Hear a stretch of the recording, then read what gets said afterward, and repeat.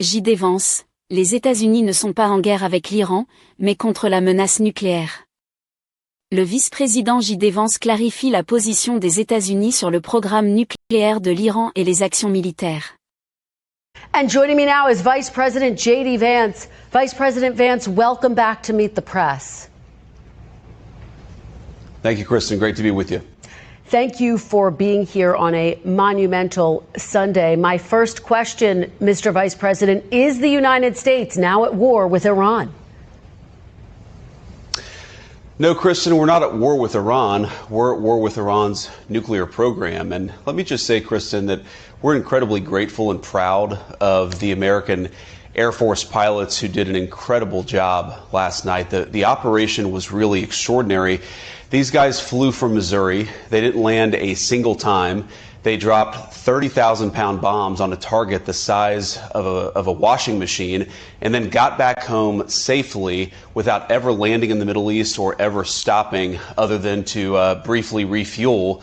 And of course, they did that in the air. So it's really an incredible operation, a testament to the power of American military. And I think what shows what can happen when you have that great American military in the hands of capable presidential leadership. What we did is we destroyed the Iranian nuclear program. I think we set that program back substantially, and we did it without endangering the lives of the American pilots. That's an incredible thing, and I think we all should be proud. Whatever our politics, we should be proud of what these guys accomplished. A very, very high-impact mission under a lot of pressure. Mr. Vice President, let's talk about what happens next. President Trump posted on social media, quote, any retaliation by Iran will be met with force greater than what was witnessed tonight. If Iran retaliates against the U.S., as it is threatening, what will the United States response be? Well, Krista, that's ultimately going to be the president's decision. But what we've said to the Iranians is we do not want war with Iran. We actually want peace. But we want peace in the context of them not having a nuclear weapons program. And that's exactly what the president accomplished last night. I really think there are two big questions for the Iranians here. Are they going to attack American troops, or are they going to continue with their nuclear weapons program? And if they leave American troops out of it and they decide to give up their nuclear weapons program once and for all, then I think the president has been very clear. We can have a good relationship with the Iranians. We can have a peaceful situation in that region of the world. We have to step back a little bit, Kristen, and remind ourselves that we negotiated aggressively with the Iranians to try to find a peaceful settlement to this conflict. It was only when the president decided that the Iranians were not negotiating in good faith that he took this action. He didn't take it lightly, but I actually think it provides an opportunity to reset this relationship, reset these negotiations, and get us in a place where Iran can decide not to be a threat to its neighbors, not to be a threat to the United States. And if they're willing to do that, the United States is all ears. Well, let's talk about the possibility of negotiations. I mean, the Iranian foreign minister responded to the strikes this morning, saying Israel and the U.S. have, quote, blown up diplomacy. Mr. Vice President, is there any real hope for diplomacy, or is diplomacy dead at this point? Well, I think the foreign minister is exactly wrong. We didn't blow up diplomacy. We only took this action, Kristen, when it was clear, as the president said, that the Iranians were tapping us along. I think it's important for the American people to appreciate here that if you go back to March of this year, we had the entire administration engaged in this diplomatic effort. And frankly, in March of this year, we had some optimism. How do we get from there to now? And the answer is we felt very strongly that the Iranians were stonewalling us. They weren't taking this seriously. They were trying to draw this process out as long as possible so that they could rebuild their nuclear weapons program without the threat of American action. We had a limited window in which we could take out this Fordo nuclear facility in particular. The president decided to take it, but we didn't blow up the diplomacy. The diplomacy never was given a real chance by the Iranians. And our hope, Kristen, as the president said repeatedly, is that this maybe can reset here. The Iranians have a choice. They can go down the path of peace, or they can go down the path of this ridiculous brinksmanship, of funding terrorism, of trying to build a nuclear weapon, and that's just not something the United States can accept. I want to say something, Kristen, just to the Iranian leadership. Look, they have tried to build a nuclear weapons program. That program is now destroyed. They tried to build a conventional missile program to attack neighbors in the region. That missile program has shown to be a failure. They have funded terrorism aggressively in the region, and now most of their terrorism proxies are destroyed. The Iranians are clearly not very good at war. Perhaps they should follow President Trump's lead and give peace a chance. If they're serious about it, I guarantee you the President of the United States is too. So has the administration received any messages from the Iranians since the attack overnight? Well, Kristen, I think as we sit here, it's been about 12 hours since what happened last night. We have received some indirect messages from the Iranians, and it's possible, of course, that some of my colleagues in the administration received something early this morning, and I haven't heard about it. But look, our expectation is we're going to learn a lot about what the Iranians want to do, how they want to proceed over the next 24 hours. Again, I just can't be clear enough here. The president has said he wants now to engage in a diplomatic process, but if the Iranians are not going to play ball here, they didn't leave us many options as it pertains to last night, and they won't leave us many options in the future. If Iran disrupts shipping in the Strait of Hormuz, which of course handles about a quarter of the world's oil trade, would that be a red line for the United States, Mr. Vice President? Well, Kristen, I think our biggest red line is the Iranian nuclear weapons program. That is really what the president has said we need to get rid of. But what about the Strait of Hormuz? Steps towards doing that last night. Well, I think that would be suicidal, Kristen, for the Iranians themselves. I mean, their entire economy runs through the Strait of Hormuz. If they want to destroy their own economy and cause disruptions in the world, I think that would be their decision. But why would they do that? I don't think it makes any sense. I don't think that it makes sense for them or for anybody else. What would make sense is for them to come to the negotiating table, to actually give up their nuclear weapons program over the long term. And again, if they're willing to do that, they're going to find a willing partner in the United States of America. Mr. Vice President, when did President Trump exactly make this decision, and did he coordinate with Israel? The president, honestly, Kristen, I don't know that any of us knew exactly when the president made the decision, except for the president himself. But if you back up a little bit, we engaged in this diplomatic process. I think that he decided probably by mid-May that this process was not going anywhere, and so he decided to issue some private ultimatums to the Iranians. And then eventually, of course, we decided to destroy the Fordo nuclear facility and some of these other facilities ourselves. I think one of the things that you saw from the president's team, and I really am proud of all of our guys at the senior team, is an operation of this magnitude, multiple B-2s, 14 30,000-pound bombs, and even an hour after the attack, the entire media, some of our enemies all over the world, they had no idea this was happening. And that's because you had a coherent team that was aligned behind the president's vision. There weren't any leaks. I think that made our troops safer as they carried out this mission.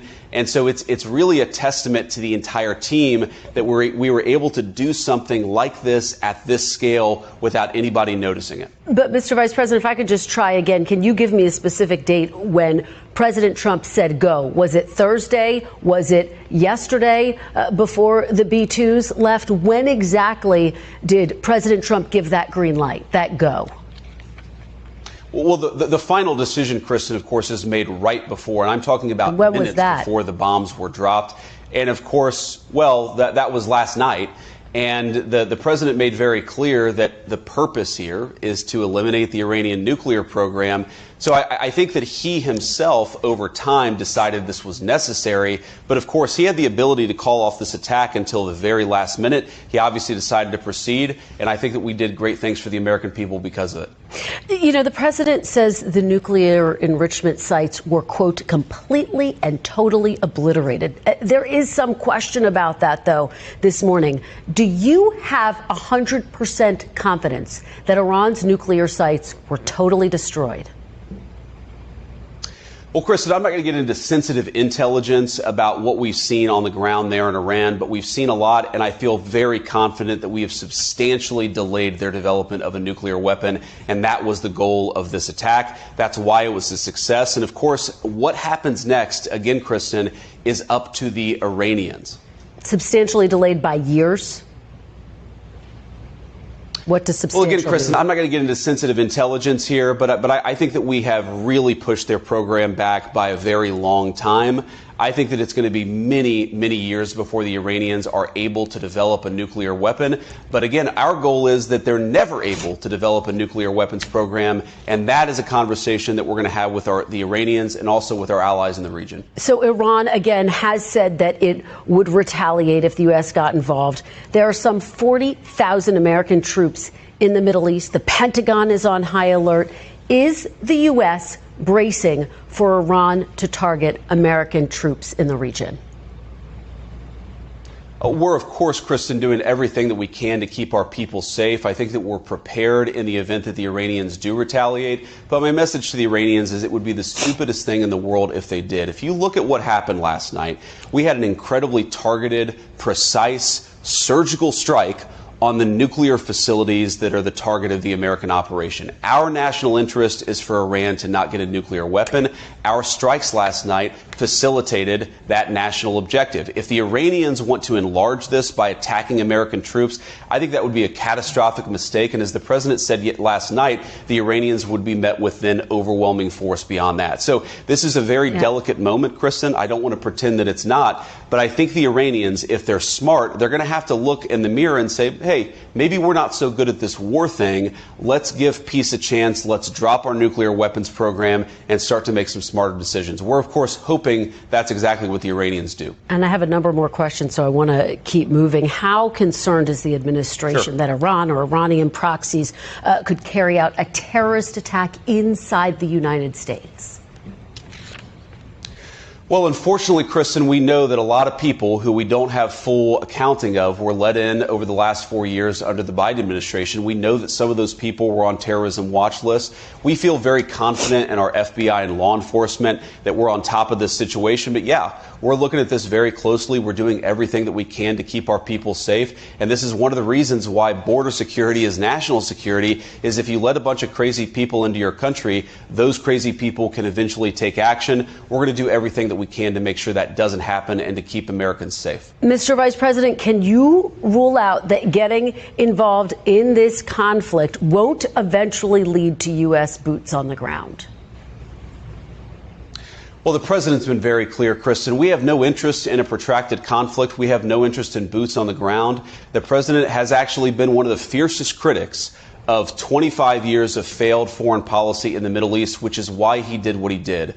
A very precise, a very surgical strike tailored to an American national interest. And that national interest is Iran cannot have a nuclear weapon. It would be a disaster for us and for our allies in the region. So I don't fear that this is going to become a protracted conflict, because I think that we have a president who knows what's in America's interest and is willing to do the things necessary to accomplish that interest. As you know, after an Iranian missile struck a hospital in Israel this week, Israel's defense minister said the Ayatollah, quote, can no longer be allowed to exist.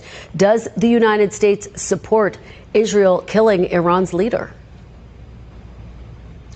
Well, look, that's up to the Israelis, but our view has been very clear that we don't want a regime change. We do not want to protract this or build this out any more than it's already been built out. We want to end their nuclear program, and then we want to talk to the Iranians about a long-term settlement here. We believe very strongly that there are two pathways. There's a pathway where Iran continues to fund terrorism, continues to try to build a nuclear program, attacks American troops. That's the bad pathway for Iran, and it will be met with overwhelming force. There's another pathway on the table here. There's a pathway where Iran integrates itself into the international community, stops funding terrorism, and stops trying to pursue a nuclear weapon. This is a reset. This is an opportunity for the Iranians to take the smart path. We certainly hope that they will.